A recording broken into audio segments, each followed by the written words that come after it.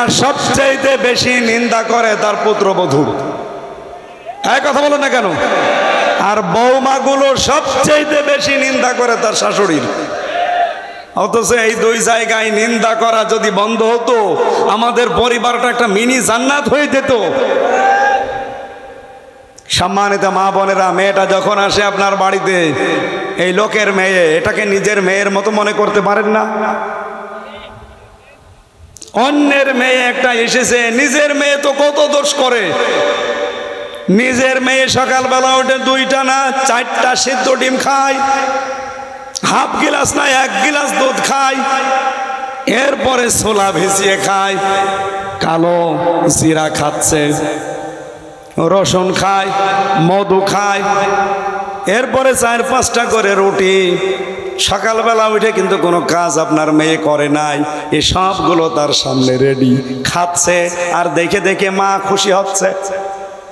অথচ 4টা না যদি 2টা সিদ্ধ ডিম ওই মেয়ের মতো পুত্রবধূ খায়, এমন শাশুড়ি আছে। বলে ডিম খাওয়া লাগে, ছেলে মেয়ে আমাদের হয়নি। ডিম খাওয়া লাগে, ছেলে মেয়ে আমাদের হয়নি, এ কথা আপনি পুত্রবধূকে, বিটার বউকে বলতে পারলেন? আপনার মেয়ে তো মরণে খাওয়া খাচ্ছে। এক কথা বলছে না কেন? এরকম ছোট মনের শাশুড়ি কার আছে? হাত তোলেন তো। আপনি না, ওরা। দেখেন তো ওরা হাত তুলেছে কিনা। আমি জানি ওখানে বহু মহিলা হাত তুলে বসে আছে যে আমার শাশুড়ি দেখতে পারেন আমার।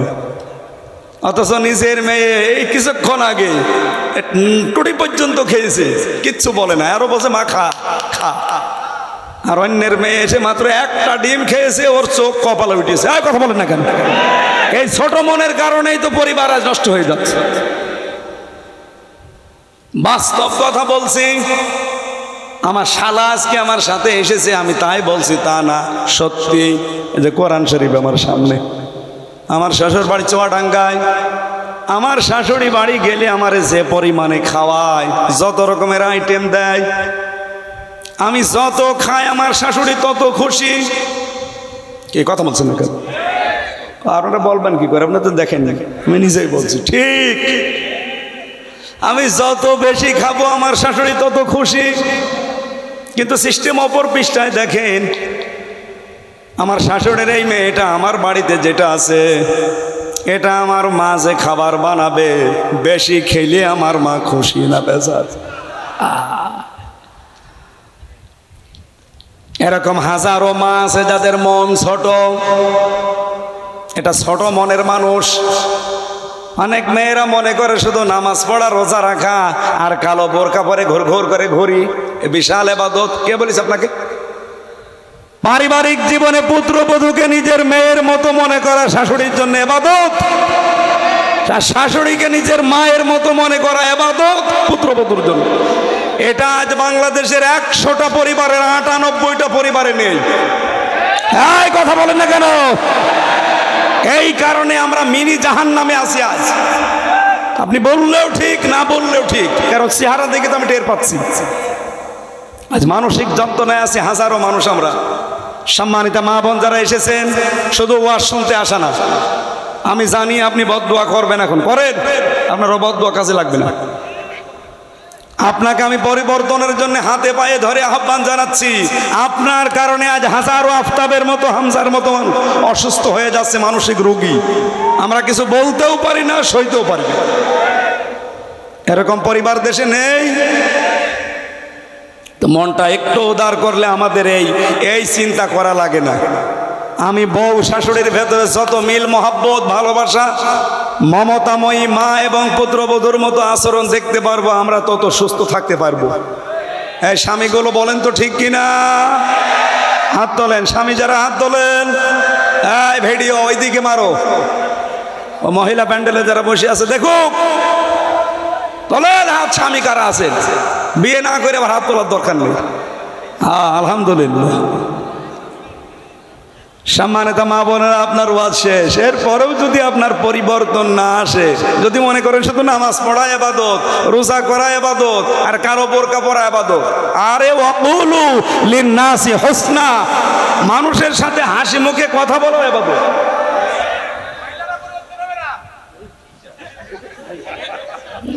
এটার তো মনে হচ্ছে ফরজ তরক করা, এটার একটা চাদর মাদর দেন। একেবারে সামনে ভাবে বসে থাকলে তো বদনাম হবে এই ছেলের, এটা রেকর্ড হচ্ছে। ও পাগল, পাগল হলেও তো ঢেকে রাখার দরকার, এটা তো ফরজ। চাদর মাদর থাকলে দেন, তো ঢেকে বসুক। আমার ভাইরা এবার আসেন সূরা হুমাযা। কয়টা অক্ষর আছে বলেন তো? আরে পাগল, তো গাছে ধরে না দেখছি। 131টা শব্দ আছে, 33টা। মক্কায় নাজিল হয়েছে, 9টা আয়াত আছে, মাত্র একটা রুকুতে আল্লাহ শেষ করে দিয়েছেন। আমার তেলাওয়াত কিন্তু আয়াত মাত্র 3টা। আল্লাহ এই 3 প্রকার মানুষকে দুনিয়ায় ধমকি দিয়েছেন ও হুমকি দিয়েছেন। আল্লাহ বলেন ওয়াইলুন, ধমক, আমি ধমক দিচ্ছি, দুর্ভোগ, নিশ্চিত ধ্বংস, চিরস্থায়ীভাবে এই মানুষগুলো বরবাদ, এমন একটা অর্থ দাঁড়ায়। আর একটা তাফসিরে দেখেছি ওয়াইলুন শব্দের শাব্দিক অর্থ হচ্ছে এটা জাহান্নামের একটা পাহাড়ের নাম। কোন কোন তাফসিরে মুফাসসিরিন গ্রাম লিখেছেন ওয়াইলুন একটা গর্ত, এটা ওয়াইল নামক একটা গর্ত। দুনিয়ায় যারা নামাজ পড়ে আল্লাহ তাদেরকে এই ওয়াইল নামক দোজখে দেবে। প্রশ্ন আসতে পারে নামাজ আজকে থেকে তাহলে বাদ দিয়ে দিলাম না, কোরআনে কারীম থেকে বলছি ফাওয়াইলুল লিল মুসাল্লিন আল্লাযীনা হুম আন সালাতিহিম সাহুন। ওই মানুষগুলোর জন্য আক্ষেপ, আফসোস, ধ্বংস হয়ে যা করা, এমন করে ওয়াইল নামক দোজখে যাবে যারা মুসল্লি, যারা নামাজ পড়ে। কোন নামাজি? যারা নামাজ সম্পর্কে উদাসীন। এই সাহুনের ব্যাখ্যায় 19টা অর্থ পেয়েছি আমি। প্রথম অর্থ হচ্ছে সাহুনে যেই মানুষগুলো ট্রেনিং নেয়, এই ট্রেনিং তাদের জীবনে কাজে লাগে না। সাহুনের ট্রেনিং কি? আফতাব মনে করেন আপনাদের এই মসজিদের খতিব, এই আত্রাই মসজিদের জন্য ওনাকে আপনারা ইমাম নিয়েছেন। ওনার মাথা থেকে পা পর্যন্ত আপনারা দেখবেন, এমনকি ওনার বউ পর্দায় থাকে কিনা তাও দেখবেন। কথা বলেন না কেন? আপনি কি বুঝলেন এখান থেকে? কেউ পারে এই বিশ্বাস করার নাম শিরিক। এবার আপনি বলেন, নিজের ভেতরে এই দোষ থাকলে আপনি পাল্টাবেন। আল্লাহ যেটা পারে পৃথিবীর অন্য কেউ, আরো জোরে বলেন, সন্তান দিতে পারে একমাত্র কে? অন্য কেউ পারে। অন্য কেউ যে পারে না তার প্রমাণ কি? আমি কয়েকদিন আগে বগুড়াতে একটা অনুষ্ঠানে গিয়েছিলাম। এক লোক এসে দেখছে আপেল নিয়ে, বলছে হুজুর আপেল পড়িয়ে দেন। কেন? বলছে বারবার আমার শুধু মেয়ে হয়, ছেলে হয় না। এমন ভাবে আপেল পড়বেন যেন ছেলে হয়। আপেল আমি পড়েছিলাম ও সূরা ফাতিহা দিয়ে ফেলে দিলাম। আপেল কই? ফেলে দিয়েছি।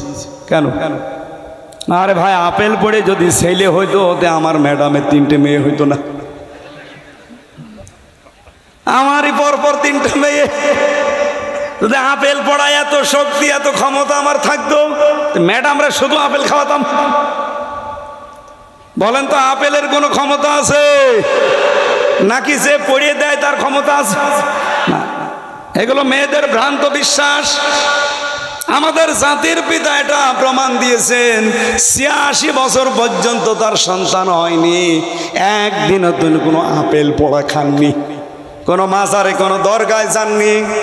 86 বছর তিনি দোয়া করেছিলেন রব্বি হাবলি মিনাস সলিহিন।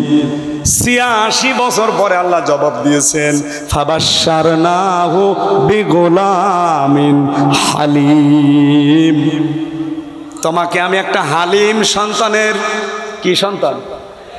হালিম মানে না না, এখানে একটা বুঝের বিষয় আছে।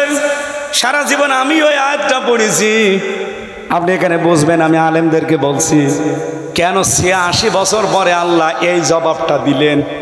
আমি নিজে এখন 8টা 10টা জবাব বানাতে পারবো, কিন্তু আল্লাহ কি বললেন, ফাবাশশারনাহু বিগুলামিন হালিম, আমি তোমাকে সুসংবাদ তো দিয়েছি একটা ধৈর্যশীল সহনশীল সন্তানের, গোলামের।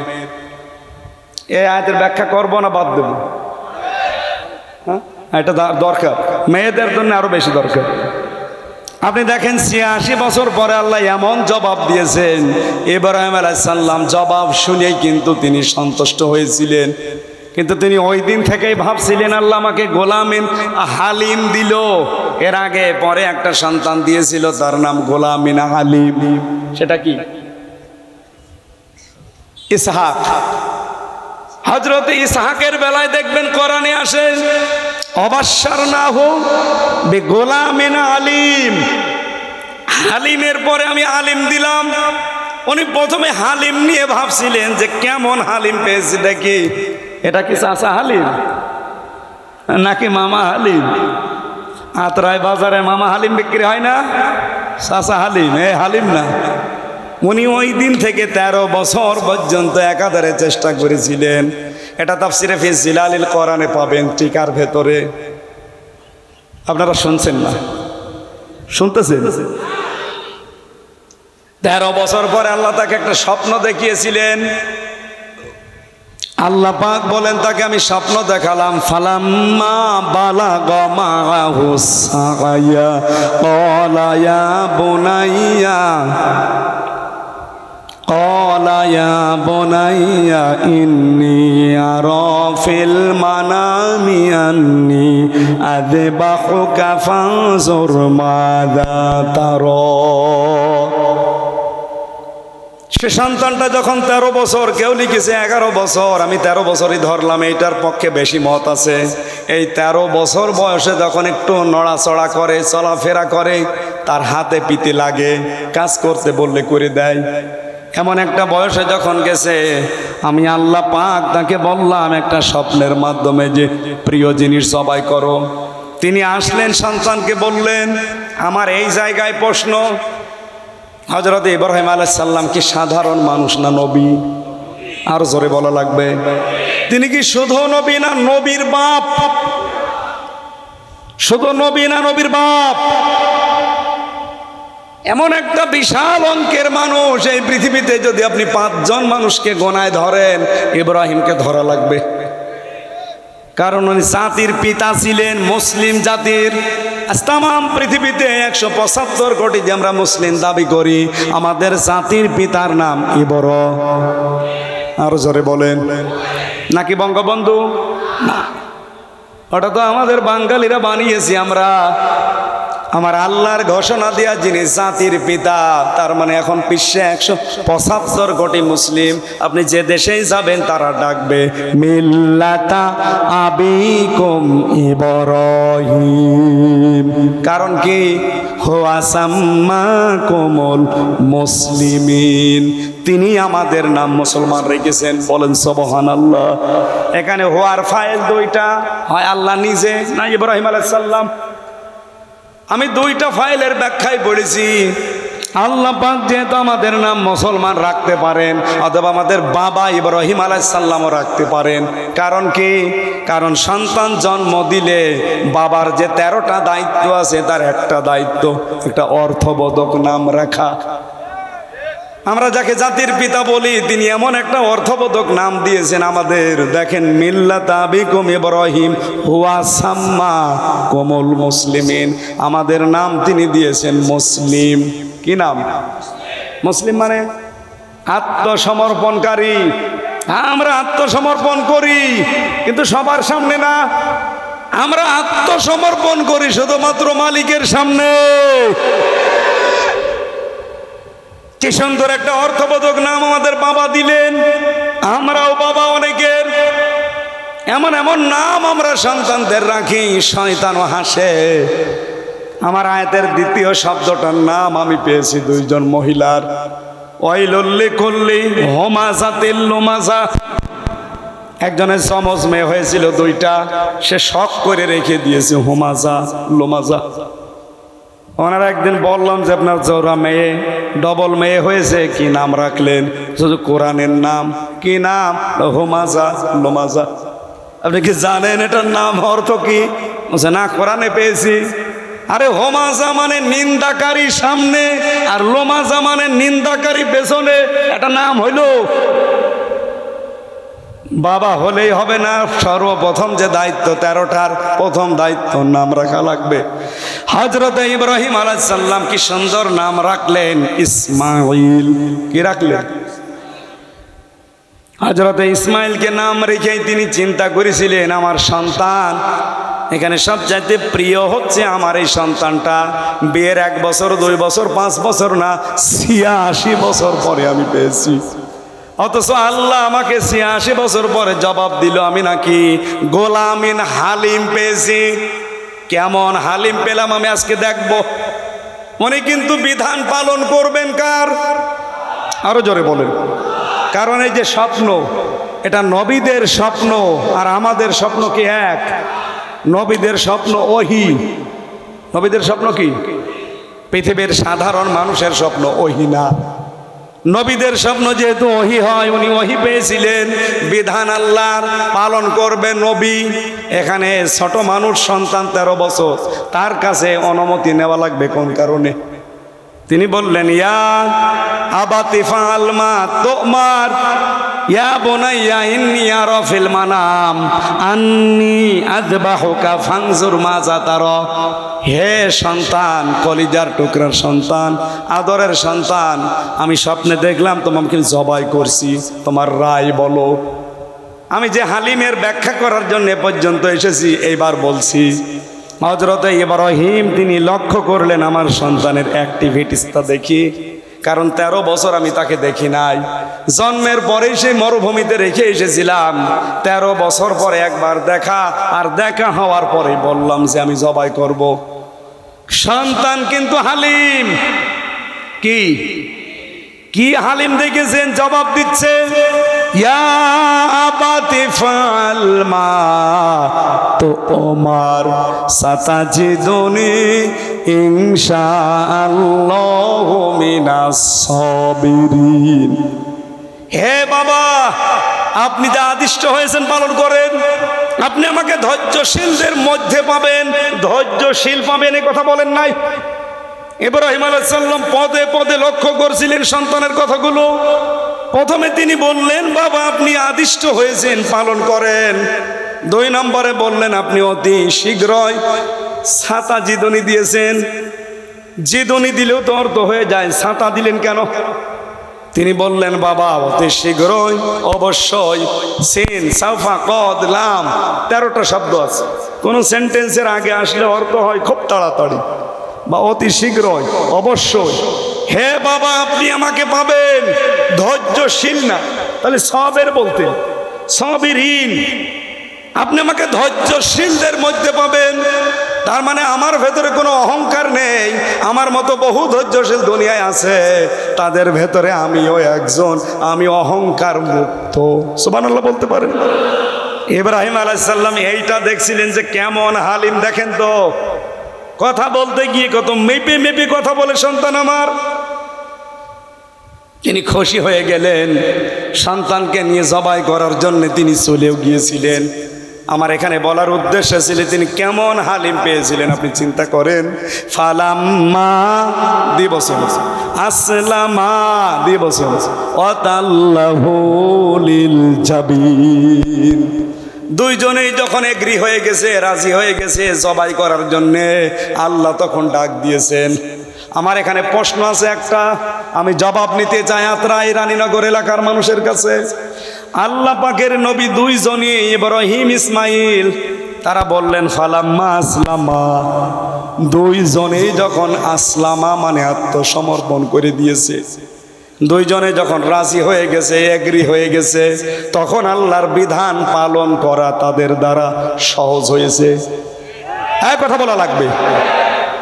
ইব্রাহিম যদি বলতেন আমি জবাই করব আল্লাহর বিধান, ইসমাইল যদি বলতেন না আমি হব না, পালন হতো। ইসমাইল যদি বলতেন আমি হব জবাই, ইব্রাহিম যদি বলতেন না আমি 86 বছর বয়সে পেয়েছি তোরে জবাই দেব না, হয়তো। তাহলে দুইজনে রাজি হওয়া লেগেছে আল্লাহর বিধান পালন করতে। ও নওগাঁবাসী, ও বাংলার মানুষেরা, আজ বাংলাদেশে শুধু টুপি মাথায় দেয় যারা, তারা যদি এবার বলে আমরা এই দেশে ইসলাম কায়েম করব, সম্ভব না। টুপি যারা মাথায় দেন না তাদেরও ইসমাইলের ভূমিকায় আসা লাগবে। দায়িত্বশীল যারা আমাদের আছে তাদের ইব্রাহিমের ভূমিকায় লেখা রাখবে। আমরা যারা জনগণ আছি 18 কোটি, আমরা ইসমাইলের ভূমিকা এবার আসতে চাই। আল্লাহর বিধান এবার আমরা আল্লাহর বিধান সংশোধনে নিতে যারা দায়িত্বে থাকবে তারা ইব্রাহিম, আমরা যারা সংশোধন করার জন্যে, আমরা যারা আল্লাহর বিধান পালন করার জন্যে নাড়াচাড়া দেবতার, আমরা ইসমাইল। এবার এই কথা বোঝেন, ইসলাম এবার যা ভাব দেখা যাচ্ছে, ইসলাম এবার সংসদে যাবে ইনশাআল্লাহ। হয় আপনাকে নিয়ে যাবে, না আপনাকে রেখে যাবে। আপনি যদি আসতে চান সাথে আসেন, না আপনাকে রেখে ইসলাম যাবে। এই কথা বলেন না কেন?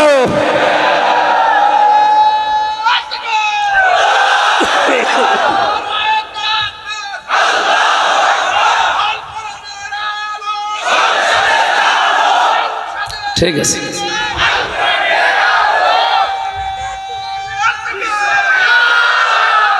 আমার ভাইরা, ইসলাম এবার যদি সত্যি জায়গা মতো চলে যায়, আর আপনি যদি পেছনে থাকেন আপনার কপাল পোড়া। আমি বললাম না ইসলাম যাবে, হয় আপনাকে নিয়ে যাবে সাথে করে, না আপনাকে রেখে যাবে।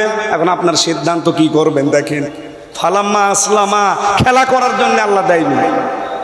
এটা শুধু ইব্রাহিম ইসমাইলের ব্যাপার না, কোরআন আমাদের উপরে দিয়েছেন আল্লাহ। কিয়ামত পর্যন্ত ইব্রাহিমের ভূমিকায় কেউ যদি আসতে চায়, মাস্ট বি আল্লাহ ইসমাইল তার সাথে দিয়ে দেবে। এবার আমরা দেখতে পাচ্ছি এদেশে আল্লাহর একামতে দিন যারা কায়েম করতে চায়, এরা কিন্তু ইব্রাহিমের ভূমিকায় চলে এসেছে। তারা বহু কোরবানি দিয়েছে জীবনে, নিজে ফাঁসির দড়িতে, আর ছেলে গেছে আয়না ঘরে। ব্যারিস্টার আরমান এবং তার বাবা এর সাক্ষী কথা বলছেন এখানে। এরা যদি ইসমাইলের ভূমিকায় ইব্রাহিমের ভূমিকায় আসতে পারে, কি হয়েছে জনগণ আপনাদের? এবার ইসমাইলের ভূমিকায় আসা যাবে না। আল্লাহ তখন ডাক দেবে, অনাদাইনাহু আইয়া ইব্রাহিম। আমি শিরিকের এই পয়েন্ট থেকে এসেছিলাম যে আল্লাহ যেটা পারে পৃথিবীর অন্য কেউ, যেটার প্রমাণ আমাদের জাতির পিতা ইব্রাহিম আলাইহিস সালাম। আইন তৈরি করতে পারে কে? অন্য কেউ। সুতরাং মানুষের তৈরি করা আইনের পেছনে যারা আছেন আপনি মুশরিক, আর ব্যাখ্যা করার দরকার নেই।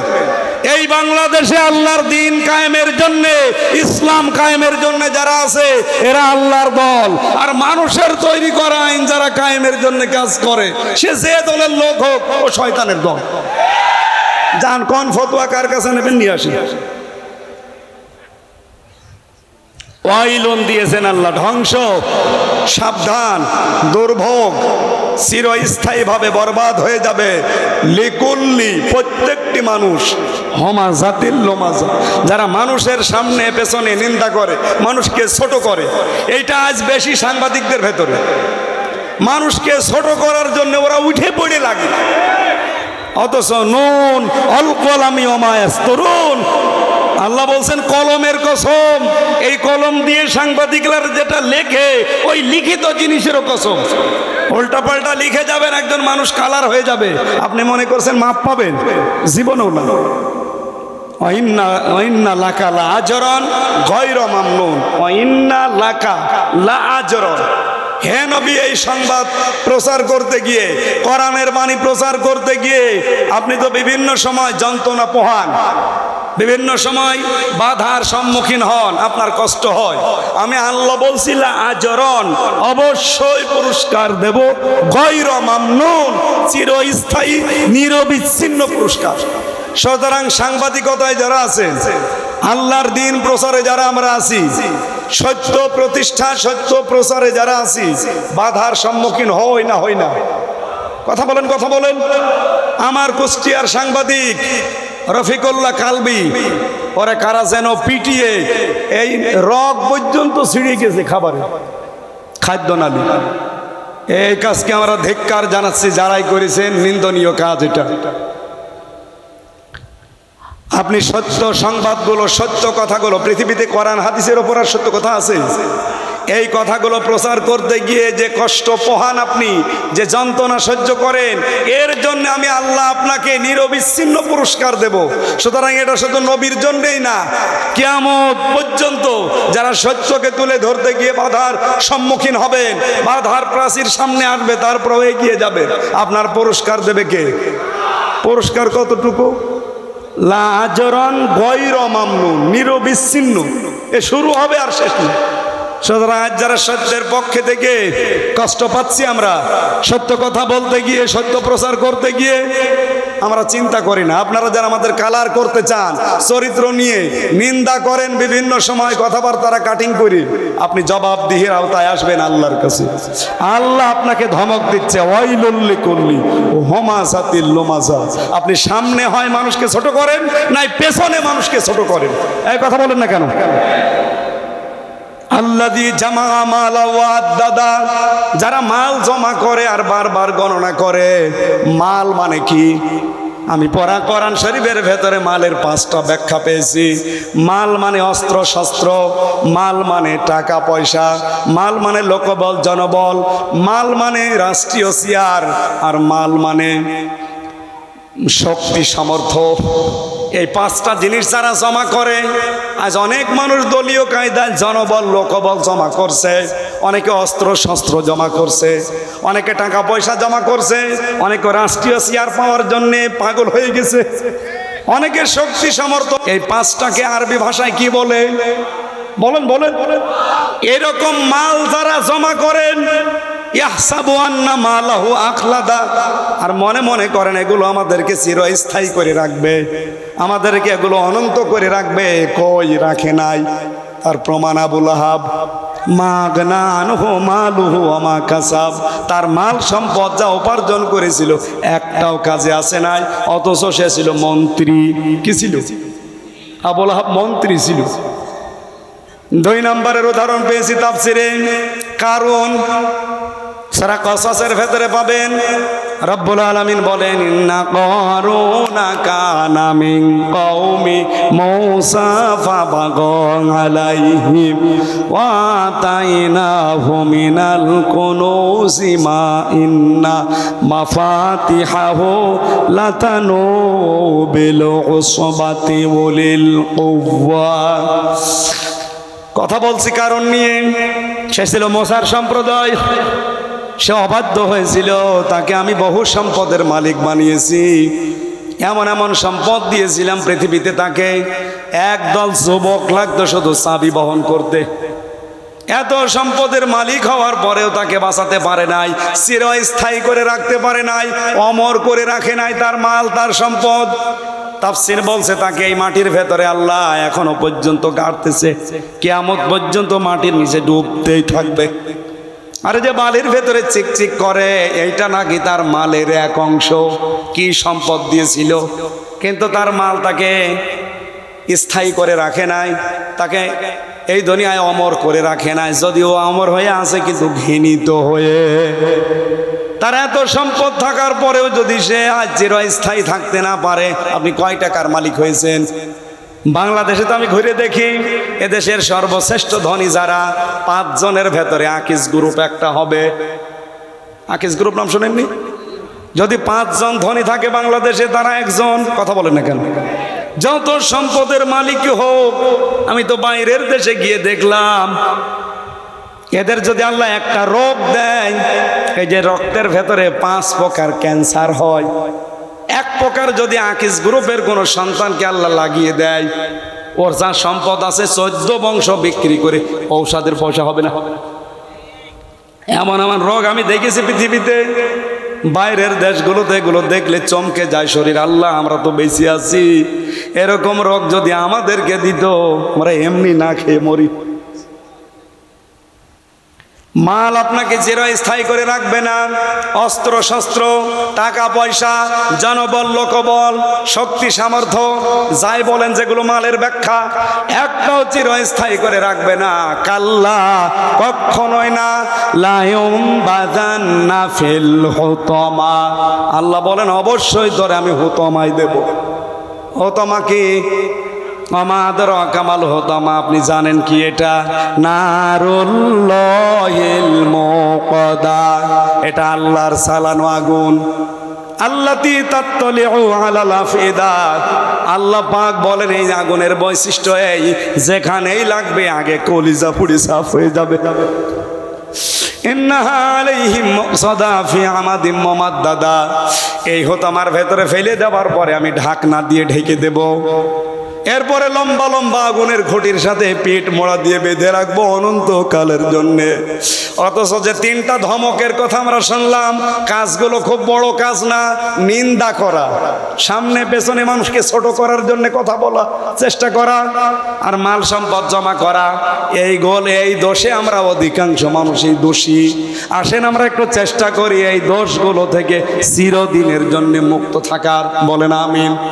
নয়তো আল্লাহর যে হোতামা নাম শুনলেন, এটা শুনেই যদি এমন লাগে, তাহলে সেখানে গেলে কেমন হবে আপনি ভাবতে পারেন? জাহান্নামের অন্যান্য বর্ণনা আমি পড়েছি, কোন জাহান্নামে গেলে আগে কলিজা পুড়ে যাবে আমি পাইনি, কিন্তু এই নারুল্লাহিল মুকাদা হোতামা জাহান্নামে আল্লাহ যারেই দেবে সঙ্গে সঙ্গে কলিজা পুড়ে সাফ হয়ে যাবে, বলেন নাউজুবিল্লাহ। আল্লাহ আমাদেরকে এই তিনটা গুনাহ থেকে হেফাজত করুন। আমি মেয়েদের উদ্দেশ্যে জেলখানায় বসে বসে কয়েকটা বই লিখেছিলাম, তার ভেতরে এই বইটা খুব দামি বই, দাম্পত্য জীবনের কলহ এবং তার সমস্যা, এই সমাধান কি করে করবেন, এটা আমার জেলে বসে লেখা, বাইরে এসে পাবলিশ করেছি। এটা আমার মেয়েদের জন্য, শুধুমাত্র মেয়েদেরকে নিয়ে যেয়ে পড়াবেন, হয় মাকে, বউকে, মেয়েকে, ফুফুকে, বোনকে দেবেন। আর এটা নামাজ, আমার মনে হয় এই বইটা আমার প্রত্যেক মুসলমান ভাই বোনের ঘরে থাকা দরকার। কি করে নামাজ পড়বেন সব নিয়ম এখানে দেওয়া আছে। এই দুইটা নিয়ে যান, স্ক্রিনে মনে হয় আছে। আমি আজকের মতো শেষ করেছি, আমার কণ্ঠ আর সাপোর্ট দিচ্ছে না, আমি মনে হয় মনোযোগ করে শেষ করে দেব। আল্লাহুম্মা আমিন। লা ইলাহা ইল্লাল্লাহুল আযীমুল হালিম, লা ইলাহা ইল্লা আনতা সুবহানাক ইন্নী কুনতু মিনাজ জালিমিন। রব্বুল আলামিন, নওগাঁ জেলা রাতরাই আস্থা এই ফাউন্ডেশনের উদ্যোগে একটা বিশাল তাফসীর মাহফিলের আয়োজন। যত যুবকের সাথে জড়িত আছে দেশে বিদেশে, আল্লাহ এদেরকে তুমি কবুল করে নাও। এই দেশি বিদেশি যুবকদের যারা কম পেটে নিয়েছে, যে মায়ের, এই মায়ের পেট তুমি খাদিজাতুল কুবরার মতো বানিয়ে দাও। রব্বুল আলামিন, সম্মানিত সভাপতি বসে আছে এখানে, আমাদের চেয়ারম্যান সাহেব মঞ্জুরুল, আল্লাহ তাকে কবুল করো। সহ সভাপতি জনাব ডাক্তার আল আমিন ভাইকে কবুল করো। প্রধান অতিথি হাসার আলেমের ওস্তাদ মাওলানা PM আদম আলীকে আল্লাহ মঞ্জুর করো। আমার আগে যিনি কথা বললেন হাফেজ মাওলানা আফতাব আহমেদ, হাফেজ মাওলানা আব্দুর রশিদ, আব্দুর রাজ্জাক জিহাদি ভাই সহ যত আলেম এখানে কথা বলেছে, আলেমদের কথা আমল করার তৌফিক দাও। যেই তিনটা গোনা করলে তুমি ধমক দিলে, আল্লাহ তুমি আমাদেরকে এই গোনা থেকে বাঁচাও। সম্মানিত মা বোনেরা এসেছে, এদেরকে খাদিজার মতো, আয়েশার মতো বানিয়ে দাও। এলাকায় যত মানুষ কবরে আছে, আল্লাহ কবরগুলো জান্নাতুল ফেরদাউস তৈরি করে দাও। আজকে আমার সফর সঙ্গে আমানুল্লাহ এসেছে, আল্লাহ তোমার যুবক বান্দাকে কবুল করে নাও। সারা দেশে কোরআনের দাওয়াত নিয়ে যেই লোকটা নিয়ে যায় সাদ্দাম হোসেন, তোমার ওই যুবক বান্দাকেও মঞ্জুর করো। হাফেজ আবু বকর সিদ্দিক সহ যত যুবকরা এসেছে, আল্লাহ তুমি ওমরের মতো বানিয়ে দাও। বড় আশা আমাদের জীবনে, চর্মচোখে বাংলাদেশ কোরআন দিয়ে চলছে, এটা একবার হলেও দেখার তৌফিক দাও। এই অনুষ্ঠানটা আগামীর জন্য আরো বিশাল আকারে আল্লাহ কবুল করে নাও। 3টা বছর জালেমের জেলখানায় আমার কণ্ঠ শরীর দুইটা নষ্ট হয়ে গেছে, আল্লাহ তুমি আগের অবস্থায় আবার ফিরিয়ে দাও। আমি নিজে যেহেতু অসুস্থ, আল্লাহ আমার কণ্ঠটা তুমি ভিক্ষা দাও। কোরআনের কথাগুলো বলার জন্য যে যোগ্যতা দরকার, শরীর দরকার, কণ্ঠ দরকার, আল্লাহ তুমি আমাকে মেহেরবানি করে দান করো। বারাকাল্লাহু লানা ওয়া লাকুম ফিল কোরআনিল আযীম। কখন কার কাছে আজরাইল আসে জানি না, জীবনের শেষ কথা যেন বলতে পারি, লা ইলাহা ইল্লাল্লাহু মুহাম্মাদুর রাসূলুল্লাহ।